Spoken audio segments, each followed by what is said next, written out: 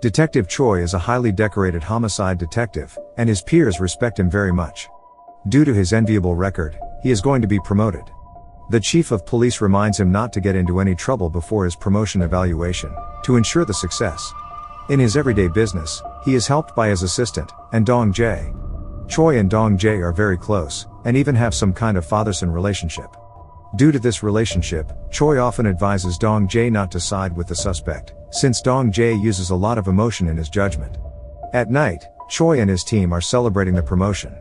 His team gives him a tie pin, and they spend the night partying. They give him the last round of applause for the day and Choi gets home in a taxi. There, he dozes off for a while. He then wakes up to find that the taxi driver has brought him to the mountains. Choi orders him to stop the car, but the driver keeps on speeding up. Finally, they pull over and the driver comes out with a knife to kill Choi. During the fight, the driver scratches Choi's neck and Choi accidentally kills the driver. When he is about to report the incident, the chief calls him and reminds him once more to stay out of trouble. After some consideration, he decides to cover up the murder by wiping off his prints and leaving the body there, in hope that it will be found later after his promotion, and without his traces on it. The next morning, the driver's body is found hanging on a crane, in front of the police station. Choi, as the assigned detective, checks the body and is surprised to know that the driver's body has been moved by someone else. Meanwhile, Dong Jae checks a mysterious taxi near the crime scene. Inside, he finds the tie pin that they gave to Choi last night and decides to keep it. They also find that the body has been moved by the taxi. Choi trembles in fear of being discovered as the forensics team investigates the crime scene. In the office, Choi and his team start to investigate the case by collecting information regarding the victim. Since the culprit's prints have been wiped off, they plan to check the CCTV footage, which alarms Choi. Meanwhile, the forensics team found the culprit's skin sample from under the driver's nails. Thus, the culprit can be identified with DNA samples of the suspects. Back in the office, the team has started to map out the taxi's route.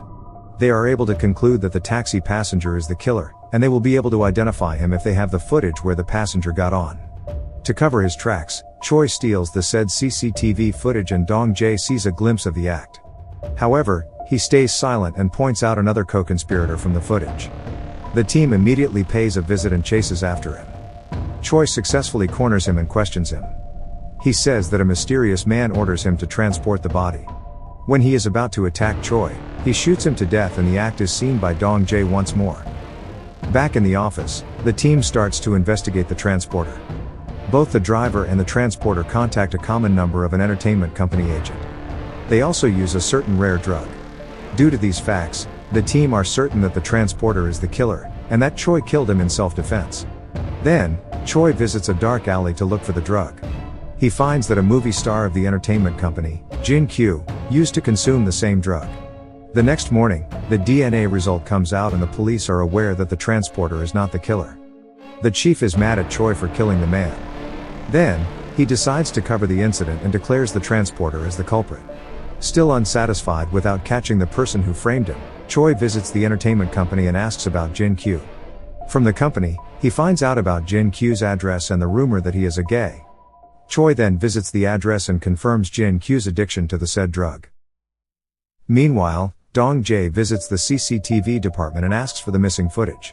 From the footage, he confirms that Choi was the passenger of the said taxi, and that Choi is the killer. With a heavy heart, he opens up to Choi about his findings, as he is certain that Choi will make the wise decision, and he even hands him all of the supporting evidence. The next day, the entertainment company calls Choi and says that Junkie contacted him yesterday, out of the blue. He also knows that Junkie is running a bar called Mojo. He immediately visits the bar and finds a calendar with 4 places written on it. One of the places is the mountain where Choi killed the driver. He calls his assistant and asks about the remaining 3. Turns out, 3 murder cases also happen in the 3 area, with the victims being former cops. From the 3 cops' names, he is reminded of an old case which was handled by the 4 of them. 12 men died in an illegal casino, due to cyanide poisoning. After they had questioned many suspects to no avail, the higher-ups kept on pressuring them, even ordering them to create a prime suspect. Then, they framed Kim, a mentally and physically disabled man who worked there. They also hired 2 fake witnesses, the driver and the transporter. Turns out, Junkie is the name of Kim's son, whom they had framed. Meanwhile, Junkie visits the police and turns himself in as the driver killer. However, he only wants to talk to Choi. With the chief's consent, Choi turns off the mic as per Jin Kyu's request. Jin Kyu says that he saw Choi killing the driver with his own eyes. He planned to kill Choi, but since Choi survived, he will be his minion in exchange for the driver and the transporter.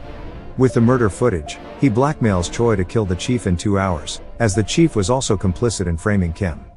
Outside, Choi reports that Jin Kyu's statement lacks credibility, but they should contain him and monitor him.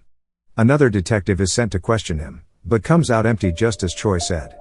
Then, the chief decides that the other detective will handle the case from now on. The new detective starts by letting Jin Kyu loose, to prevent the media's attention. Meanwhile, Choi is concerned about the blackmail. He plans to surrender but undo the intention after knowing that Jin Kyu has been freed. Dong Jae tails him and reports that Jin Kyu is around the park. Knowing Jin Kyu's true intention and that the chief is also nearby, Choi orders them to capture him and immediately goes to the park himself. He tries to warn the chief, but he is with his colleagues and doesn't pick up. Then, Jin Kyu calls Choi and says that he will kill the chief himself, since Choi has rejected the offer. Upon arriving, Jin Kyu calls Choi once more and indicates that he has left a bomb inside the chief's car. Choi runs to warn him, but he is too late. The chief dies in the explosion, and once more, Jin Kyu orders Choi to find the real killer and cleans up his father's name. Meanwhile, Jin Kyu has uploaded his camera footage of Choi killing the driver, and the team finds out. The assistant decides to look into the old case and successfully links it to Choi. Then, the team set out to capture Choi. Choi calls Dong Jae to confess to the accidental murder, and says that he will make the wise decision. He also asks about Jin Kyu's location as Dong Jae has been following him. After some time, Jin Kyu arrives at his bar and injects himself with the drug. Dong Jae also tries to investigate, but the assistant needs him for some urgent matters. Then, Jin Kyu hallucinates and hugs himself as they have accomplished their goal. Choi enters the bar and immediately points a gun at him. Jin Kyu says that he is just an actor and the real mastermind is Dong Jae, his lover. Turns out, Dong Jae is just his adopted name and that his real name is also Kim Jin Kyu, the real son of the mentally disabled Kim. Jin Kyu begs Choi to spare Dong Jae as he has loved him ever since they were still kids. Then, Jin Kyu dies due to the drug overdose. Meanwhile, the assistant also knows about Dong Jae's true identity after looking into his past. He confronts him but hesitates to shoot. Dong Jae grabs his hand and fights him. Dong Jae loses the fight at first as the assistant repeatedly punches him in the face. However, he again hesitates to deliver the final blow and Dong Jae shoots him to death.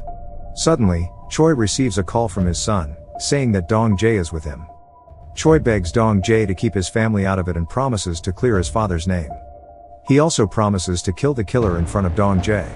After the call, Choi immediately goes to the park to meet his son. Upon meeting one another, Dong Jae reveals that he only had his father when he was young. However, he finds out that the men in the casino were beating his beloved father. To get his revenge, he mixed the cyanide into their drinks and killed them. All 12 of them drink from the same pot, resulting in their death.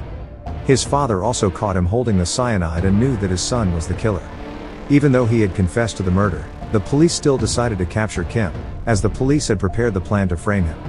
After hearing that his father is sentenced to death, Dong Jae starts to formulate his revenge on the police. Having said all that, he demands Choi to fulfill his promise to kill him, as he doesn't have anything to do in life anymore. Suddenly, the police arrive and surround the place. Dong Jae keeps on begging Choi to kill him. However, Choi declines and shoots all of his bullets into the sky. Choi turns himself in and is captured by the police. Seeing that he cannot go on living, Dong Jae pulls out his gun and shoots himself in the head. Choi hugs Dong Jae dearly as he fails to save the boy whom he cherishes so much.